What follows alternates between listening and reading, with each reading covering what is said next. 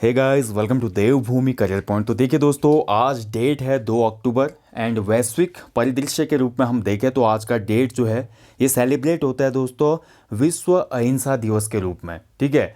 और आज हम जानते हैं हमारे भारत के राष्ट्रपिता के नाम से मशहूर व्यक्ति का यहाँ पे क्या है, जयंती है। महात्मा गांधी जी की मैं बात कर रहा हूँ दोस्तों। और आज का जो टॉपिक होगा यहाँ पर हम गांधीवाद या गांधी विचारधारा को नहीं देखेंगे। आज का जो टॉपिक है आपके एग्जाम पॉइंट ऑफ व्यू से महत्वपूर्ण है, क्योंकि आज गांधी जी की जयंती है। तो आज आप देखेंगे जो गांधी युग होता है हमारा, गांधी युग बोल सकते हैं, या गांधी जी का भारतीय स्वाधीनता आंदोलन में क्या भूमिका, क्या योगदान रहा था। जितने भी क्वेश्चन इस टॉपिक से बनते हैं वनडे एग्जाम के लिए या प्रारंभिक परीक्षा हो हमारी पीसीएस वगैरह की, तो उसके लिए बहुत महत्वपूर्ण ये टॉपिक रहेगा। इसमें आप जानेंगे गांधी जी से जुड़े हुए मोस्ट इंपॉर्टेंट क्वेश्चन, ठीक है, जो कि एग्जाम में पूछे ही जाते हैं। ठीक है, तो चलिए शुरू करते हैं। गांधी जी के बारे में यहाँ पे एक ब्रीफ पूरा इंट्रोडक्शन लेते हुए चलेंगे और गांधी जी से जुड़े महत्वपूर्ण की पॉइंट्स को जल्दी जल्दी कवर करेंगे दोस्तों। अच्छा टॉपिक होगा और परीक्षा उपयोगी भी होगा। ठीक है, तो सबसे पहले चलते हैं दोस्तों, गांधी युग की हम बात करें तो गांधी जी की भारत वापसी होती है 1915 में। 1915 में गांधी जी भारत वापस आते हैं। ठीक है, और गांधी जी के जीवन का पहला सत्याग्रह भारत में हो जाएगा 1917 में, जब उनको एक व्यक्ति का इनविटेशन आएगा, एक लेटर आएगा, राजकुमार शुक्ल नामक व्यक्ति का इनविटेशन आएगा कि चंपारण आ जाओ। चंपारण में किसानों का हाल बहुत बेहाल हो गया है। यहाँ पर 3 कठिया जो है हमारी मेथड चल रही है, 3 कठिया पद्धति चल रही है और किसानों को बहुत नुकसान हो रहा है, नील की खेती के लिए मजबूर किया जा रहा है। तो 3 कठिया जो प्रथा थी या पद्धति थी, क्या थी वो 3 कठिया पद्धति में ये होता था दोस्तों कि विशेष भूभाग के 1/3 क्षेत्र में क्या होता था, किसानों को नील की खेती करनी ही पड़ती थी। ठीक है, और नील कौन ले जाता था, ब्रिटिशर्स लोग खुद ले जाते थे बहुत मामूली से दामों में।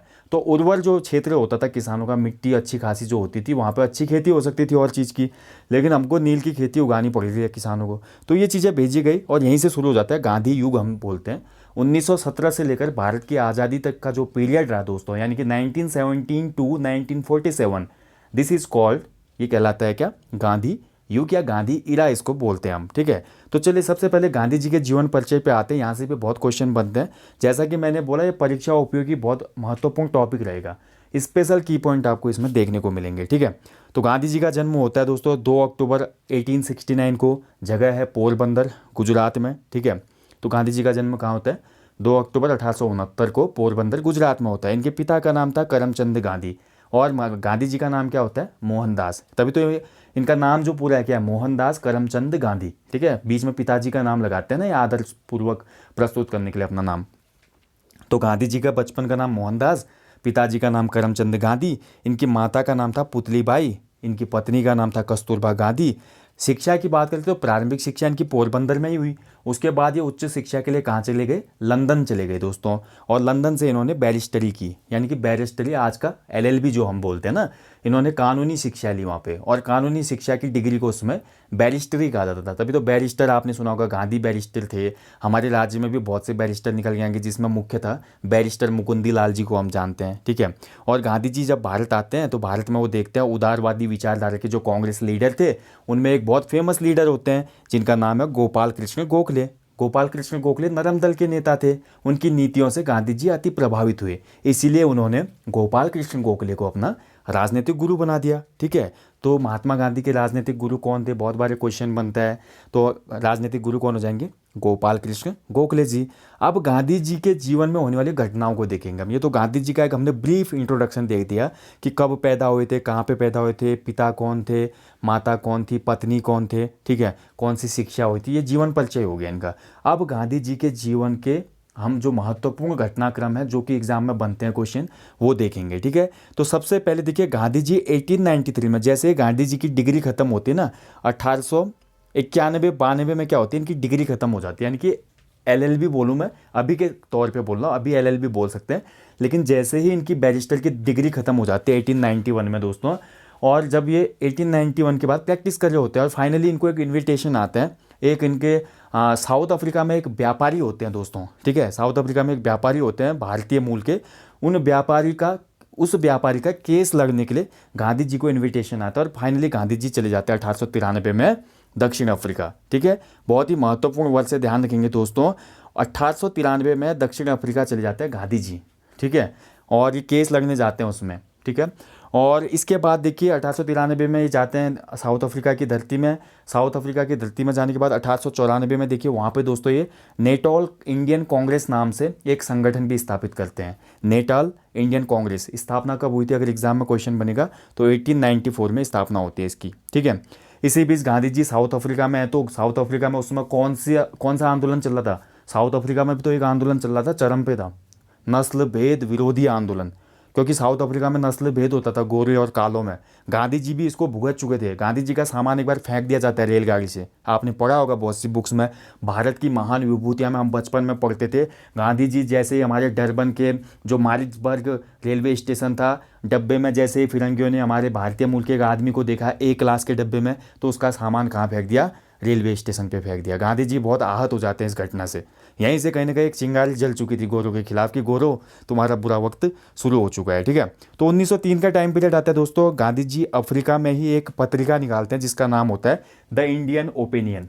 तो ये सभी की पॉइंट मिल रहे हैं आपको, एग्जाम पॉइंट ऑफ व्यू से महत्वपूर्ण की पॉइंट मिल रहे हैं, एक एक पॉइंट महत्वपूर्ण है, तो सभी को नोट कीजिएगा आप, ठीक है।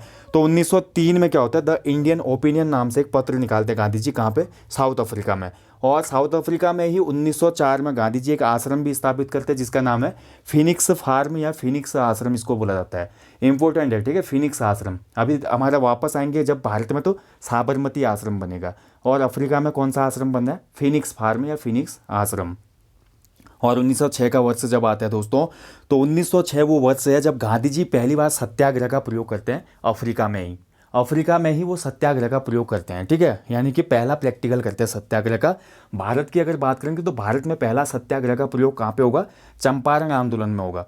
लेकिन गांधी जी के जीवन का पहला सत्याग्रह जो इम्प्लीमेंट हुआ या कहाँ पे हुआ प्रैक्टिकली हम देखते हैं, तो 1906 में पहला सत्याग्रह का प्रयोग किया उन्होंने साउथ अफ्रीका में दोस्तों, 1906 में दोस्तों। इसके बाद 1909 में इनकी एक पुस्तक भी आती है जिसका नाम है, जिसका टाइटल है हिंद स्वराज, ठीक है। अभी हम लास्ट में देखेंगे वीडियो के गांधी जी ने कौन कौन सी पुस्तकें लिखी और गांधी जी के द्वारा किन किन पत्रिकाओं का संपादन हुआ। लेकिन हिंद स्वराज का आप वर्ष याद रखें, महत्वपूर्ण है, ठीक है। किसने लिखी? गांधी जी ने। और किस वर्ष? 1909 में, ठीक है। तो ये पूरी अभी तक का घटनाक्रम जो हमने देखा गांधी जी के जीवन का, सब कुछ ठीक ठाक चल रहा था। इसके बाद क्या होता है दोस्तों, गांधी जी साउथ अफ्रीका में तो देख ही रहे थे, और जो गांधी जी जितने भी साउथ अफ्रीका में नस्ल भेद के जो मामले हो रहे थे उनको देखकर बहुत आहत थे अंदर से, ठीक है। अंदर से चोट लग रही थी, गोरे काले का भेद बहुत ज़्यादा था उसमें। और इसी समय दोस्तों क्या होता है, 9 जनवरी, कुछ साल बाद, 1909 के बाद हम बात करेंगे सीधे, 9 जनवरी 1915। तो 9 जनवरी 1915 को दोस्तों गांधी जी की भारत में वापसी होती है। और बहुत महत्वपूर्ण डेट है 9 जनवरी, क्यों है? जैसा कि मैं आपको बता चुका, एक पॉइंट से हम दूसरा कनेक्ट करेंगे। 9 जनवरी को हम आप क्या मनाते हैं? आज वर्तमान परिदृश्य की मैं बात करता हूँ, तो वर्तमान समय में हम 9 जनवरी को प्रवासी दिवस के रूप में मनाते हैं ना। प्रवासी दिवस अलग अलग जगहों पर आयोजित होता है प्रत्येक वर्ष 9 जनवरी को। क्यों मनाते हैं? इसीलिए तो मनाते हैं क्योंकि इसी दिन भारत के राष्ट्रपिता का भारत में आगमन हुआ था बहुत वर्षों के बाद, ठीक है। तो 9 जनवरी 1915 को गांधी जी वापस भारत आते हैं, इसीलिए हम प्रत्येक वर्ष भारत में 9 जनवरी के दिन को प्रवासी भारतीय दिवस के रूप में सेलिब्रेट करते हैं। उसके बाद दोस्तों 1915 के टाइम पीरियड पे गांधी जी हमारे उत्तराखंड में भी आते हैं। उत्तराखंड इतिहास के संदर्भ में मैं बात करूंगा। तो 1915 में गांधी जी की व्यक्तिगत यात्रा होती है, व्यक्तिगत होती है यहाँ पे। 1915 में गांधी जी हरिद्वार आते हैं कुंभ मेले में, और 1916 में गांधी जी देहरादून भी आते हैं, डीएवी कॉलेज में भाषण भी देते हैं। लेकिन उस समय केवल वो व्यक्तिगत तौर पे आए, घूमने के लिए आया बंदा केवल यहाँ पे, ठीक है। कोई ऐसे प्रोफेशनल वर्क से नहीं आए हूँ यहाँ पे, केवल घूमने के लिए, चिल करने के लिए आए हूँ, ठीक है। तो उतनी ज़्यादा ये महत्वपूर्ण यात्रा नहीं है। गांधी जी की जो महत्वपूर्ण यात्रा होती है उत्तराखंड के संदर्भ में 1929 की है, वो जब कुमाऊं यात्रा करेंगे वो। इसके बाद 1916 में साबरमती आश्रम की स्थापना होती है दोस्तों गांधी जी के द्वारा, ठीक है। साबरमती आश्रम कहाँ पे स्थित है? अगर क्वेश्चन बनेगा साबरमती आश्रम की लोकेशन कहाँ पे है, तो ये वर्तमान गुजरात राज्य में है दोस्तों, ठीक है। गुजरात में है साबरमती आश्रम। इसके बाद देखिए 1914-15 का टाइम चल रहा है, तो दोस्तों क्या होगा, 1914 का टाइम चल रहा है ना, 1915 में वापसी कर रहे हैं, माफ़ कीजिएगा। तो 1914 से आपको पता है 1919 तक हमारा क्या चलता है, फर्स्ट वर्ल्ड वॉर चलता है ना, पहला विश्व युद्ध चलता है। तो गांधी जी यहाँ पर क्या बोलते हैं, पहले विश्व युद्ध में भारत में वापस आ रहे हैं 1915 में, और ब्रिटिशर्स इनका बहुत अच्छा यहाँ पे एक हिसाब से क्या कर रहे हैं, स्वागत समारोह कर रहे हैं। ब्रिटिशर्स इनको बहुत तवज्जो दे रहे हैं, बड़ा नाम है भैया, अफ्रीका में भी बहुत सी चीज़ें की है, तो थोड़ा बहुत आदमी की एक पहचान बन जाती है, ठीक है। तो ब्रिटिशर्स के द्वारा भी इनको अच्छा खासा सम्मान दिया गया और गांधी जी को बहला फुसला लिया ब्रिटिशर्स ने। और गांधी जी ने भी उनकी बातों में आकर यहाँ के लोगों को, यहाँ के युवाओं को बोला, आप जो प्रथम विश्व युद्ध हो रहा है उसमें ब्रिटेन की सेना का साथ दो और फौज में भर्ती होने के लिए तत्पर रहो। ठीक है, तो पहले विश्व युद्ध में भारतीयों को सेना में जाने के लिए प्रोत्साहित करने वाला व्यक्ति कौन था? अगर क्वेश्चन बनेगा एग्जाम में कभी, तो आपका आंसर होना चाहिए महात्मा गांधी। और गांधी जी के इस प्रयास के बाद ब्रिटिशर्स खुश हो गए और फलस्वरूप ब्रिटिशर्स ने गांधी जी को एक उपाधि दी दोस्तों, केसर हिंद की उपाधि। बहुत महत्वपूर्ण है, केसर हिंद की उपाधि मिली ने। ठीक है, इसी वजह से मिली। आपने पढ़ा है ना, हम उत्तराखंड इतिहास में भी पढ़ते हैं, उत्तराखंड इतिहास में भी हम देखते हैं कि कुछ लोगों को राय बहादुर की उपाधि देते हैं ब्रिटिशर्स। क्यों देते हैं? वही व्यक्ति जो उनका राजभक्त होता है। ठीक है, तो ऐसे ही गांधी जी ने यहाँ पे उनकी हेल्प की, एक हिसाब से लोगों को बोला कि फर्स्ट वर्ल्ड वॉर के ड्यूरिंग आप क्या करो, सेना में भर्ती होने के लिए चले जाओ। और गांधी जी को इसके बाद क्या मिलती है? केसर हिंद की उपाधि मिलती है। ठीक है, ध्यान रखेंगे। इसके बाद देखिए गांधी जी के जीवन के यहाँ पे जो हमारा गांधी युग बोला ना हमने, वो शुरू हो जाएगा अब। गांधी युग, गांधी युग शुरू होने का वर्ष है दोस्तों 1917। 1917 में गांधी जी को एक लेटर मिलता है, चिट्ठी आती है। गांधी जी चिट्ठी खोल के देखते हैं तो चिट्ठी में बड़ी ही एक मार्मिक घटना का उल्लेख होता है कि गांधी जी ऐसा ऐसा चल रहा है बिहार के चंपारण में, यहाँ पर किसानों को ज़बरदस्ती नील की खेती करने के लिए मजबूर किया जाता है।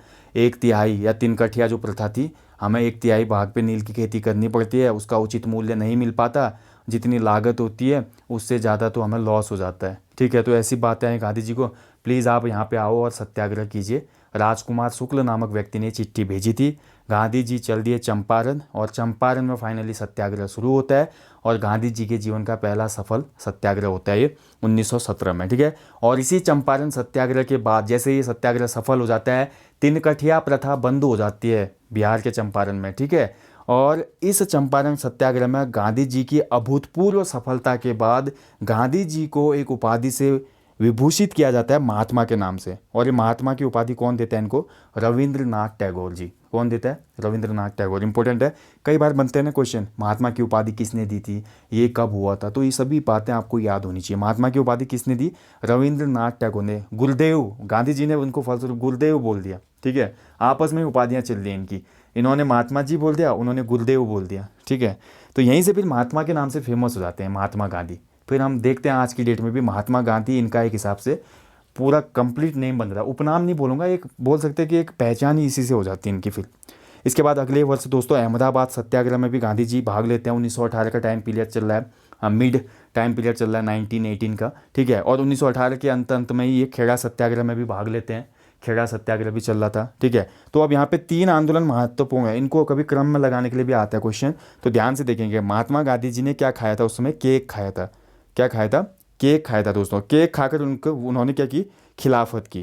केक खाकर उन्होंने खिलाफत की और खिलाफत के बाद उन्होंने असहयोग किया। ठीक है, ये गांधी जी का आपको सीरियल याद हो जाएगा, असहयोग। गांधी जी के आंदोलनों का क्रम आपको याद हो जाएगा। केक से सी फॉर क्या हो जाएगा? चंपारण। पहला सत्याग्रह चंपारण है इनका। दूसरा ए फॉर अहमदाबाद मिल मजदूर जो आंदोलन हो रहा था उसमें पार्टिसिपेट किया गांधी जी ने। दूसरा आंदोलन गांधी जी के जीवन का अहमदाबाद सत्याग्रह। तीसरा के फॉर खेड़ा, तीसरा सत्याग्रह गांधी जी के जीवन का खेड़ा। ठीक है, ध्यान रखेंगे। मतलब 18 के वर्ष में 2 सत्याग्रह हो रहे हैं। पहले हमारा पहले के महीनों में अहमदाबाद सत्याग्रह में ही गए, अहमदाबाद मिल मजदूर जो आंदोलन हो रहा था उसमें भाग लिया। उसके बाद कुछ महीनों पश्चात ये खेड़ा सत्याग्रह में भी पार्टिसिपेट करते हैं। तो यहाँ तक तो सब बढ़िया चल रहा था। गांधी जी के सत्याग्रह क्या हो रहे हैं? जमीनी स्तर पर सफल भी हो रहे थे और गांधी जी की पॉपुलैरिटी बिल्कुल शेयर मार्केट की तरफ बढ़ती जा रही थी। ठीक है, अब यहाँ की जनता में और ब्रिटिश हुकूमत के लोग भी इनसे थोड़ा मतलब एक हिसाब से एक रेपुटेशन बन गई थी, गांधी जी की बात मानने के लिए बाध्य हो रहे थे वो लोग भी। ठीक है, इसके बाद देखिए दोस्तों एक आंदोलन ऐसा आता है गांधी जी के जीवन में जिसको इतिहासकारों ने बहुत किरकिरी की है इस आंदोलन की, 1919 का खिलाफत आंदोलन। ठीक है, खिलाफत आंदोलन। तो 1919 में होता है क्या दोस्तों? तुर्की की तरफ हम जाते हैं, तुर्की यानी कि विश्व इतिहास में चले जाते हैं हम। तुर्की के खलीफा के साथ यहाँ पे कुछ ज्यादती हो जाती है दोस्तों। तुर्की के खलीफा के साथ कुछ ज्यादती हो जाती है ब्रिटिशर्स के द्वारा। तो तुर्की के खलीफा के साथ या समर्थन के लिए गांधी जी भारत में भी मुस्लिमों के लिए क्या करते हैं? खिलाफत आंदोलन की शुरुआत कर देते हैं। तुर्की का खलीफा जो होता है ना, वो धर्मगुरु होता है एक हिसाब से, बड़ा आदमी है भाई। तो यहाँ के मुस्लिमों में भी रोष पैदा हो जाता है, उसके खिलाफ कुछ हो रहा है तो यहाँ के मुस्लिम लोग भी क्या करते हैं? खिलाफत आंदोलन शुरू कर देते हैं और गांधी जी भी इस खिलाफत आंदोलन में कूद पड़ते हैं। लेकिन इतिहासकार बोलते हैं कि ये गांधी जी के जीवन का एक सांप्रदायिक आंदोलन था, ये एक सामाजिक नहीं बल्कि सांप्रदायिक आंदोलन था, ऐसा बहुत से लोगों के द्वारा बोला गया है। खिलाफत आंदोलन, ठीक है, 1919 से चला 1922 तक चलाई। ठीक है, ध्यान रखेंगे। और उसके बाद दोस्तों 1920 का वर्ष आता है और गांधी जी के जीवन का एक महत्वपूर्ण आंदोलन फिर से शुरू हो जाता है, जिसको हम जानते हैं असहयोग आंदोलन के रूप में। ठीक है, असहयोग आंदोलन भी बहुत महत्वपूर्ण है दोस्तों। 1920 में ये आंदोलन शुरू किया जाता है, असहयोग आंदोलन। और 1922 5 फरवरी 1922 को एक घटना हो जाती है दोस्तों, चौरी चौरा भी बोलते हैं इसको, या चौरा चौरी, बहुत जगह अलग अलग प्रिंटें है किताबों में। चौरी चौरा वैसे सही इसका प्रोनाउंसिएशन है। तो चौरी चौरा में क्या होती है, घटना हो जाती है 5 फरवरी 1922 को। जो भीड़ होती है ना दोस्तों, भीड़ थोड़ा उग्र हो जाती है और एक पुलिस चौकी को आग लगा देती है। तो बहुत से पुलिस के जवान जिंदा जल जाते हैं वहाँ पे। तो गांधी जी ने बोला असहयोग आंदोलन। असहयोग आंदोलन किस पे बेस्ड था? सत्याग्रह पे। सत्याग्रह का मतलब क्या था? सत्य के लिए या सत्य के द्वारा किए जाने वाला विनम्रतापूर्वक आग्रह। एक ऐसा आग्रह जिसमें हम हाथ जोड़ेंगे, कोई भी अहिंसा नहीं करेंगे हम, ठीक है, कोई भी रक्तपात नहीं करेंगे हम, बिल्कुल हम शांत तरीके से अपना अधिकारों की लड़ाई करेंगे। दैट इज़ कॉल्ड सत्याग्रह। और यही इसी पर बेस्ड था असहयोग आंदोलन कि बिल्कुल भी इसमें हिंसा नहीं होनी है। लेकिन बीच में क्या हो जा रहा है, चौरा चौरी कांड हो जा रहा है 5 फरवरी 1922 को। तो गांधी जी इससे आहत हो गए भैया। और गांधी जी जैसे आहत हुए तो 11 फरवरी 1922 को 11 फरवरी 1922 को इन्होंने असहयोग आंदोलन को समाप्त कर दिया। और जैसे ही असहयोग आंदोलन को समाप्त करते हैं ना गांधी जी, तो असहयोग आंदोलन समाप्त करने के बाद गांधी जी की बहुत किरकिरी होती है कि अचानक इन्होंने असहयोग आंदोलन क्यों समाप्त कर दिया। ठीक है, घटना हुई थी तो उसमें ब्रिटिश जो पुलिस वाले थे उनकी भी तो गलती थी, भीड़ को बरगलाया उन्होंने, इसीलिए भीड़ ने क्या किया, जिंदा उनको फूंक दिया। कुछ ऐसी बातें हुई थी, या भीड़ पे उन्होंने भी मतलब लाठीचार्ज वगैरह किया, वहाँ पे बहुत सी बातें हुई थी। बोला जाता है कि इसके बाद जो हमारे मोतीलाल नेहरू थे ना, मोतीलाल नेहरू और गांधी जी में मतभेद हो जाता है दोस्तों, बहुत बड़ा। ठीक है, तो 1922 में हमारा क्या हुआ, 11 फरवरी को असहयोग आंदोलन वापस हो जाता है। और 1923 का वर्ष आते आते एक महत्वपूर्ण घटना होती है भारतीय इतिहास में। 23 में हमारी एक नई पार्टी बन के आती है जिसको हम जानते हैं स्वराज पार्टी के नाम से। ठीक है, कौन सी पार्टी बनती है? स्वराज पार्टी। मोतीलाल नेहरू और चित्तरंजन दास के प्रयासों से एक नई पार्टी बनेगी, स्वराज पार्टी। और स्वराज पार्टी जब बनेगी, मैंने आपको बोला गांधी ने असहयोग आंदोलन बीच में से ही बंद कर दिया था, इस वजह से थोड़ा खफा थे कौन, हमारे मोतीलाल नेहरू गांधी जी से। और इन दोनों के बीच हमारा एक पैक्ट होता है 1924 में, जिसको हम जानते हैं गांधी दास पैक्ट के नाम से। ठीक है, चित्तरंजन दास और गांधी जी में क्या होता है, एक पैक्ट होता है दोस्तों। ठीक है, तो ये हमारा गांधी दास पैक्ट कब हुआ था, वर्ष पूछा जा सकता है, तो 1924 में। इसके बाद गांधी जी कुमाऊं भी आते हैं दोस्तों 1929 में, जो हम उत्तराखंड इतिहास में पढ़ते हैं। गांधी की कुमाऊं यात्रा 14 जून 1929 को हल्द्वानी पहुंचते हैं, हल्द्वानी से नैनीताल पहुंचते हैं, नैनीताल से अल्मोड़ा आते हैं, अल्मोड़ा से कौसानी जाते हैं, कौसानी से बागेश्वर जाते हैं, यहाँ की सभाओं को संबोधित करते हैं, दांडी यात्रा भी करते हैं, मोटर गाड़ी द्वारा भी चलते हैं। ठीक, अनासक्ति योग टीका लिखते हैं, यंग इंडिया में कौसानी को भारत का स्विट्जरलैंड बोलते हैं। बहुत सी बातें हम गांधी जी के बारे में पढ़ते हैं जब हम उत्तराखंड इतिहास पढ़ते हैं। ठीक है, तो गांधी की कुमाऊं यात्रा कब हुई थी? 1929 में। इसके बाद 1929 में गांधी जी जैसे ही वापस जाते हैं तो संपूर्ण देश में उसमें जो नमक था, नमक पे टैक्स वगैरह बढ़ा दिया जाता है। तो इसको देखते हुए गांधी जी बोलते हैं भाई फ्री की चीज़ जो है, समंदर से इतना नमक बन रहा है हमारे देश में, पूरा आत्मनिर्भर है हमारा भारत नमक बनाने में, और तुम ब्रिटिश लोग क्या कर रहे हो, इस नमक पे भी टैक्स लगा रहे हो, तो ये बहुत गलत बात है। तो इसको देखते हुए गांधी जी बोलते हैं अब मैं नमक कानून तोड़ दूंगा भैया। तो 12 मार्च को क्या हो जाती है, दांडी मार्च शुरू हो जाता है। दांडी मार्च से आप लोग क्या समझते हैं? दांडी मार्च क्या था? दांडी मार्च मतलब डंडा पकड़कर एक मार्च कर दिया गांधी जी ने। ठीक है, दांडी एक प्लेस भी था, और दांडी मार्च में गांधी जी ने पैदल यात्रा शुरू कर दी। ठीक है, तो पैदल यात्रा शुरू होती है 12 मार्च को साबरमती आश्रम से, और उसके बाद 6 अप्रैल को ये दांडी मार्च समाप्त होता है। 6 अप्रैल को गांधी जी पहुंच जाते हैं हमारे तट पर, और वहाँ पे नमक बना देते हैं। नमक बना के नमक कानून टूट जाता है, और पूरे देश में 6 अप्रैल 1930 से एक नया आंदोलन शुरू हो जाता है, सविनय अवज्ञा आंदोलन, सिविल डिसओबीडियंस मूवमेंट, जिसमें उत्तराखंड में भी विभिन्न सत्याग्रह होते हैं, जिसमें झंडा सत्याग्रह होता है, वनों के लिए सत्याग्रह होता है, जंगलात सत्याग्रह होता है, करबंदी के लिए सत्याग्रह होता है। ठीक है, तो बहुत सी ऐसी चीज़ें उत्तराखंड में भी होती हैं इसी आंदोलन के अंतर्गत, जिसको हम जानते हैं सविनय अवज्ञा आंदोलन। महत्वपूर्ण है, कब शुरू हुआ था? 6 अप्रैल 1930 को। ठीक है, इसके बाद देखिए दोस्तों गोलमेज सम्मेलन शुरू हो जाते हैं। सविनय अवज्ञा आंदोलन चल रहा है पूरे देश में, अच्छा चल रहा था, उसका बहुत अच्छा इंपैक्ट मिल रहा था। लेकिन इसी बीच क्या होता है, गांधी इरविन समझौता हो जाता है। देखिए गांधी जी एक हिसाब से बोल सकता हूँ कि मैं एक सच्चे क्रांतिकारी थे, सच्चे आंदोलनकारी थे, लेकिन इसके साथ साथ गांधी जी का जो हृदय था दोस्तों थोड़ा कोमल बोल सकते हैं, या गांधी जी बोल सकता हूँ कि मैं एकदम पिघल जाते थे। क्योंकि गांधी जी की जब जब भी हमारे ब्रिटिशर से मुलाकात होती थी ना, और इन दोनों के बीच में जब प्रस्ताव होते थे या प्रपोजल जब भी आपस में डिस्कस होते थे, तो गांधी जी एक्सेप्ट कर लेते थे उसको, पता नहीं इसका क्या रीज़न रहा होगा उसमें। तो इरविन समझौता गांधी समझौता होता है 5 मार्च 1931 को। ठीक है, गांधी इरविन पैक्ट भी बोलते हैं इसको, समझौते के तहत क्या हो जाता है, फिर ये धीरे धीरे जो हमारा असहयोग, माफ कीजिएगा, सविनय अवज्ञा आंदोलन चल रहा था देश में, ये थोड़ा फिर कमज़ोर पड़ जाता है, कमज़ोर पड़ जाता है। मतलब अंग्रेज़ लोग या तो फिर गांधी जी की जो मासूमियत थी उसका फ़ायदा उठाते होंगे, गांधी जी की सच्चाई का फ़ायदा उठाते होंगे, बोलते होंगे प्लीज़ गांधी जी आप बंद करो आंदोलन, हम आपकी जो मांग है उसको कंप्लीट कर लेंगे। उसके बाद वो वादे से मुकर जाते होंगे, या तो यही रहा होगा, ठीक है, लगभग लगभग यही रहा होगा हम जहाँ तक समझते हैं इतिहास को। तो गांधी इरविन समझौता 5 मार्च 1931 को होता है।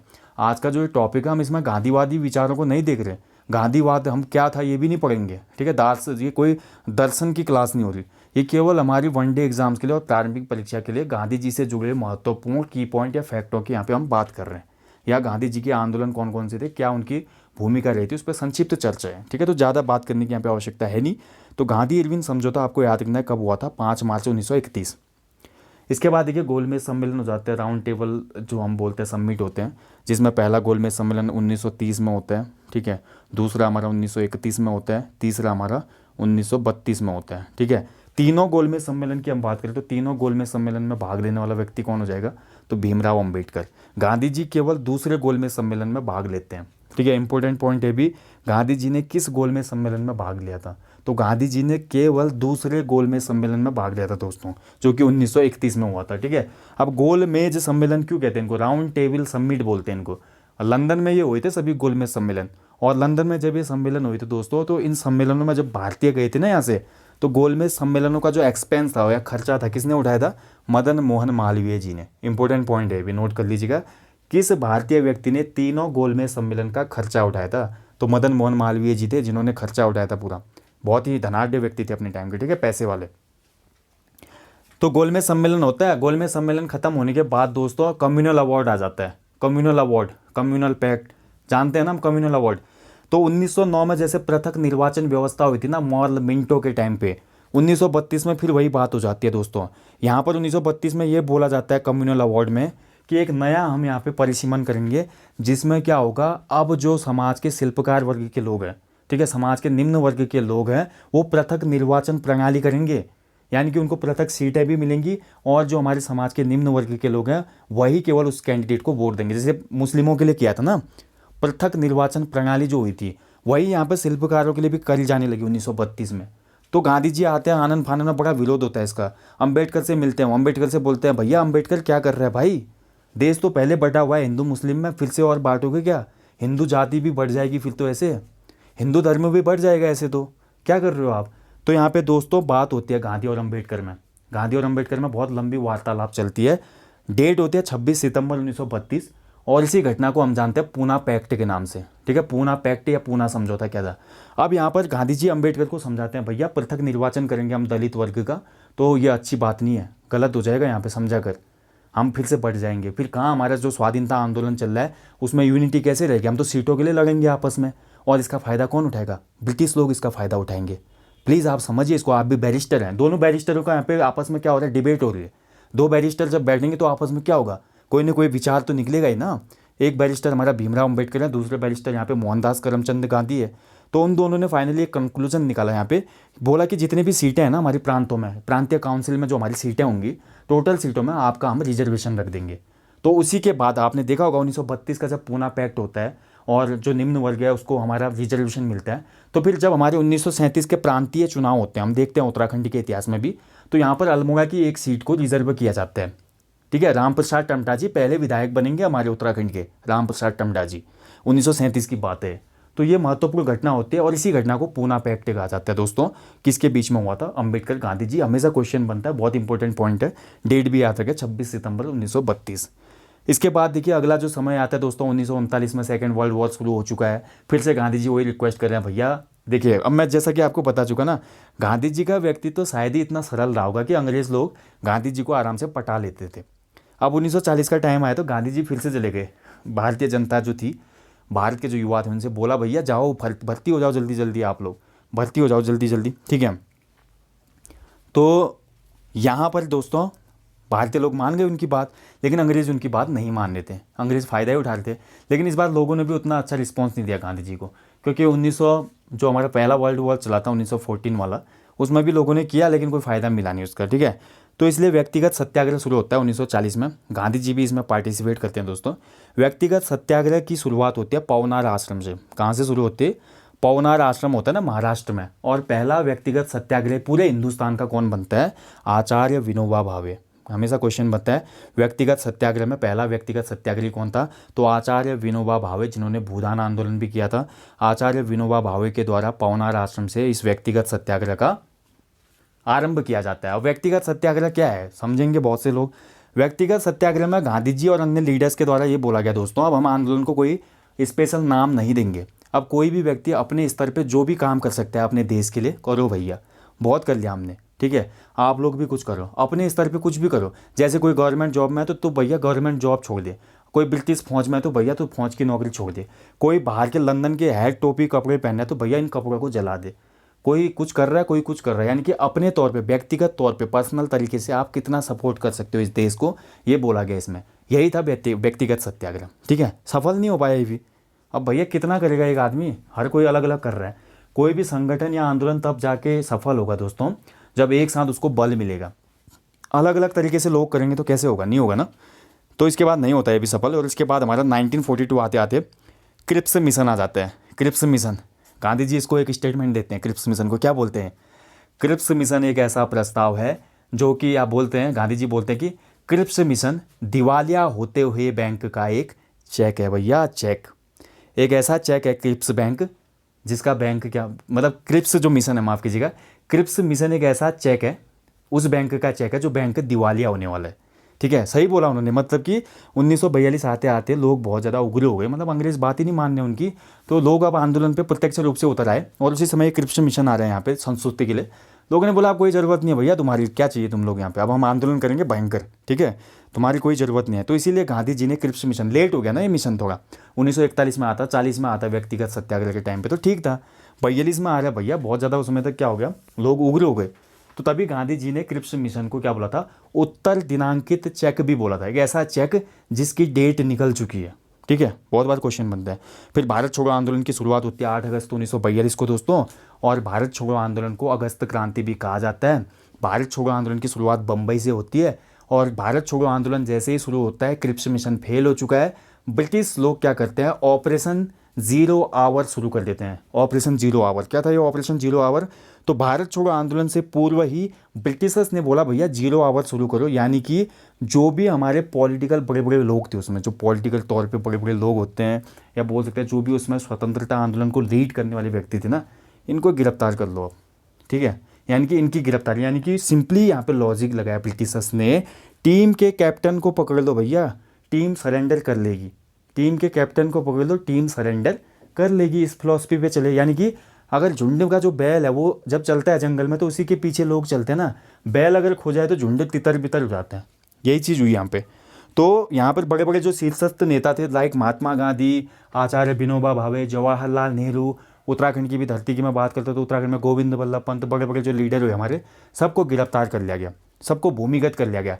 गांधी जी को भारत छोड़ो आंदोलन के दौरान अगले ही दिन नज़रबंद करके कहाँ पे रखा गया था? आगा खां पैलेस में नज़रबंद कर दिया गया, ठीक है। कहाँ पे? आगा खां पैलेस में, ठीक है। ये भी महत्वपूर्ण है, कभी कभी पूछा जाता है कि भारत छोड़ो आंदोलन के दौरान गांधी जी को किस स्थान पर नज़रबंद किया गया था? नज़रबंद मतलब एक कमरे में बंद कर दिया, मतलब खाना पीना सब सुविधाएं मिलेंगी लेकिन कमरे से बाहर नहीं जा पाओगे आप, ठीक है। कमरे से बाहर क्या होंगे? सिक्योरिटी वाले लगे होंगे, बाहर नहीं जा पाओगे, ठीक है। ऐसी बात होती है नज़रबंद में। जेल अलग चीज़ है।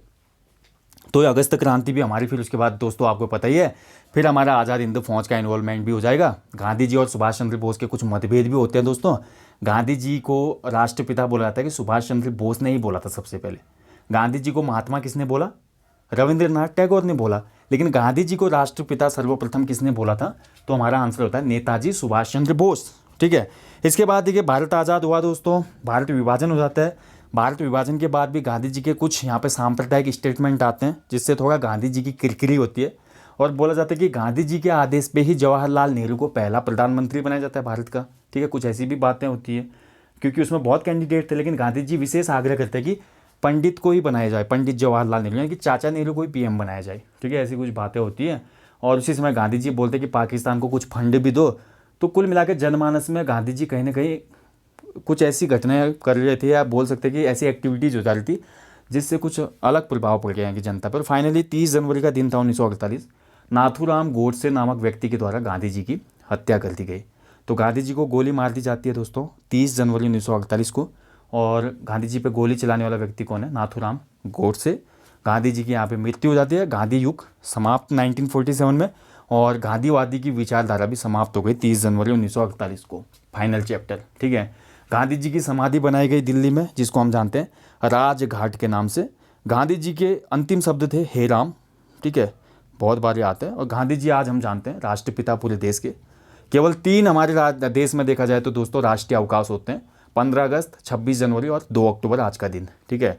तो गांधी जी को एक विशेष सम्मान दिया गया, यानी कि इंडियन जो करेंसी हम देखते हैं भारतीय मुद्रा में भी गांधी जी अंकित हैं। तो एक अच्छा सम्मान है इनको, जिस हिसाब से इन्होंने काम किया था। अब थोड़ा गांधी जी के बारे में अन्य फैक्ट देखते हैं। तो साहित्यिक योगदान की बात करें तो इनकी वरीयस बुक्स हैं दोस्तों, जिसमें हिंद स्वराज हम देख चुके थे। इसके अलावा इन्होंने एक पुस्तक और लिखी जिसका नाम है दक्षिण अफ्रीका के सत्याग्रह का इतिहास। तो दक्षिण अफ्रीका में बहुत टाइम स्पेंड किया ना गांधी जी ने, तो वहाँ पे जो भी सत्याग्रह किया हुआ इन्होंने, तो उसका इतिहास नाम से एक पुस्तक लिखी थी इन्होंने, दक्षिण अफ्रीका के सत्याग्रह का इतिहास। सत्य के प्रयोग इनकी अगली पुस्तक है। और सत्य के प्रयोग, ठीक है, माई एक्सपेरिमेंट्स विथ ट्रूथ, कभी कभी इंग्लिश में पूछ लेता है। मैंने प्रीवियस पेपर देखे हैं एग्जाम के, जो ग्रुप सीखे हैं वहाँ पे इंग्लिश में पूछी गई है book, my experiments with truth. Gandhi ji की जो ज़्यादा बुक्स है ना दोस्तों, या तो वो गुजराती भाषा में निकली या इंग्लिश में ही निकली। गांधी जी की हिंदी उतनी अच्छी नहीं थी। गांधी जी मूल रूप से गुजराती थे और बैरिस्टर थे, तो बाहर देशों में रहे, इंग्लिश ज़्यादा स्ट्रॉन्ग थी उनकी, ठीक है। और जब गीता की टीका लिखी उन्होंने, एक पुस्तक और इनकी गीता की टीका, और गीता की टीका के कुछ भाग तो उन्होंने कौसानी में ही लिखे थे, अनासक्ति योग, आपने पढ़ा है ना उत्तराखंड का इतिहास, तो इसके कुछ अंश यहाँ पे भी लिखे थे उन्होंने। कहाँ पे? हमारे कौसानी में, ठीक है। अब गांधी जी ने जो पत्रिकाएं संपादित की उनका नाम देखो क्या क्या है। तो गांधी जी ने सबसे पहले देखा जाए तो हमारा इंडियन ओपिनियन, अफ्रीका में जब थे, ठीक है। उसके बाद यंग इंडिया भी इनकी एक पत्रिका आती है, और इसी यंग इंडिया में गांधी जी हमारे कौसानी को भारत का स्विट्जरलैंड बोलते हैं, ठीक है। इसके साथ साथ गांधी जी ने हरिजन नामक पत्रिका का भी संपादन किया, ठीक है। हालांकि इस शब्द से बहुत ज़्यादा गुस्सा हुए थे उसमें भीमराव अम्बेडकर, ऐसा बोला जाता है। गांधी जी से बोलते हैं कि ये शब्द अच्छा नहीं है, ठीक है, सांप्रदायिकता का एहसास कराता है शब्द, ऐसा कुछ बोला जाता है उनके द्वारा। लेकिन गांधी जी कहाँ मानने वाले थे? गांधी जी हैं, गुजराती आदमी है, गुजराती बोलते हैं ना, गुजराती बनिया केम जो माजा में जो, ठीक है, छोड़ता नहीं है वो, आपको पता है। बस गुजराती आज भी देश में सबसे टॉप में बैठा हुआ है। दोनों गुजराती है ना, हमारा जो प्राइम मिनिस्टर हो या हमारा होम मिनिस्टर है देश का, दोनों गुजराती तो हैं। अमित शाह की मैं बात करूँ या नरेंद्र मोदी की, गुजराती लोग जो होते हैं, देखा होगा आपने, एक हिसाब से शासन की व्यवस्था अच्छी हुई है बीजेपी सरकार में। लेकिन दूसरा हमारे देखा नकारात्मक पहलू क्या है? बेरोजगारी बढ़ी है, ठीक है, और संसाधन भी घटे हैं कुछ। तो ये चीज़ें भी होती है, हर गवर्नमेंट का रहता है ना, प्रोज और कॉन्स तो हर चीज़ के रहते हैं दोस्तों, वो तो हम देखेंगे। तो हरिजन पत्रिका, इंडियन ओपिनियन, यंग इंडिया, और एक नवजीवन नामक मासिक पत्रिका भी संपादित की गांधी जी ने। नवजीवन पत्रिका शुद्ध हिंदी में थी, यंग इंडिया इंग्लिश में लिखता था गांधी जी, ठीक है। तो ये बहुत सी चीज़ें हैं दोस्तों जो आपको पता होनी चाहिए। और गांधी जी के बारे में अगर गांधी विचारधारा या गांधी जी के दर्शन के हिसाब से हम चलें तो टॉपिक तो बहुत लंबा हो जाएगा। लेकिन आज का टॉपिक इसी हिसाब से मैंने बनाया था, ताकि एग्जाम में जितने भी पॉइंट बनते हैं गांधी जी से या गांधी युग से, वो आपके बिल्कुल करेक्ट हो पाएँ जब भी क्वेश्चन आए दोस्तों, ठीक है। तो चलिए मिलते हैं जल्दी नेक्स्ट टॉपिक में। आई होप आपको ये टॉपिक पसंद आया होगा। अगर आपको दिल से ये टॉपिक पसंद आया तो आपसे पहली बार बोल रहा हूँ मैं, आज गांधी जयंती, तो इस वीडियो को लाइक करें, शेयर करें, चैनल को अभी तक सब्सक्राइब नहीं किया तो कर लें, और वीडियो शेयर करने का मन है तो कर लीजिएगा। जल्दी मिलेंगे नेक्स्ट टॉपिक में। Thank you for watching, take care, जय हिंद, जय उत्तराखंड।